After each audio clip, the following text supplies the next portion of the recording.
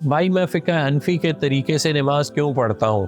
ایک پہلے بات کر چکے، اچھی طرح سمجھ لیجئے کہ فقہ حنفی کے طریقے سے میں اس لیے نماز پڑھتا ہوں کہ یہ ایسے نہیں ہے کہ ایک آدمی نے تیسری صدی ہجری کے اندر ایک آدمی سے سنا، اس نے ایک آدمی سے سنا، اس نے ایک تابعی سے سنا، اس نے جو ہے ایک صحابی سے سنا، اور پتہ نہیں سنا یا نہیں سنا، یعنی اس کے اوپر نقد ہوگی، جرح ہوگی، تعدیل ہوگی، اور پھر یہ ہوگا کہ اس نے صحابی سے سنا اور صحابی نے نبی کریم صلی اللہ علیہ وسلم سے یا تو سنا یا اس کو دیکھا، تو یہ ہوگی حدیث۔ فقہ حنفی کیا ہوگی کہ 80 ہجری میں پیدا ہونے والے امام ابو حنیفہ نے ایک بہت بڑی ٹیم بنا کر تابعین کا اور صحابہ کرام کا جو عمل ہے اس کو امت کے اندر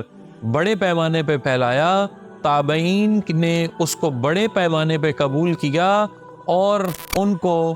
امام اعظم کا لقب دیا گیا۔ پوری بلاد اسلامی جو پوری دنیا کے مسلمان تھے انہوں نے اس پہ اتفاق کیا، اور آج بھی دنیا کی 60% سے زیادہ پاپولیشن 1400 سال سے اسی طریقے سے نماز پڑھتی ہے، جو کروڑوں لوگوں کے اندر آج بھی، اربوں لوگوں کے اندر وہ طریقہ کار آج بھی موجود ہے۔ اس کے مقابلے میں ایک نے ایک سے اور ایک نے ایک سے سنا، آج یہ باتیں بنا کے ہمیں سنت، تعامل اور